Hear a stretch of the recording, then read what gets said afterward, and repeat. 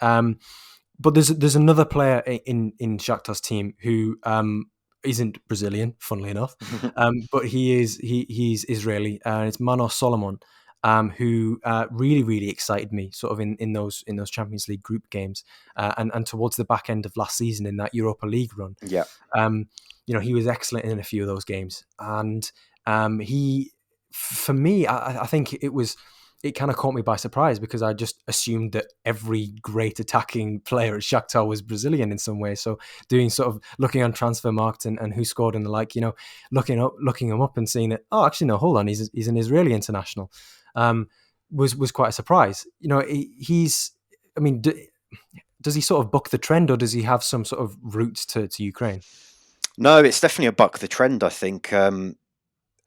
Apparently, he was being linked or very close to signing for Man City before he joined Shakhtar. So somehow they pipped him, I guess, with their sort of reputation for developing youth and, giving players such as of his caliber game time and, the sort of lure of Champions League football, Europa League football on a consistent basis too, which is, I think, ultimately what brought him there. But yeah, I mean, he's being linked elsewhere now, so we'll see.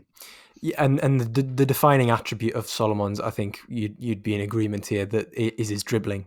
He's just such a great ball carrier. He can go past players, has that low center of gravity, loves sort of tucking in and taking it past players. Where do you think he could perhaps improve, though? If he was going to be as consistent as some of his European performances, would it be another case of just playing more minutes, you think, or is it a case of he's just lacking something? No, I definitely think.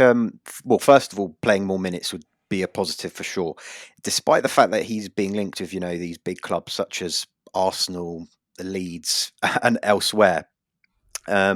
He's not actually that regular starter under Castro, that's probably even stranger than maybe Antonio and Tete, just because I think Solomon's slightly even more higher rated than them in some circles.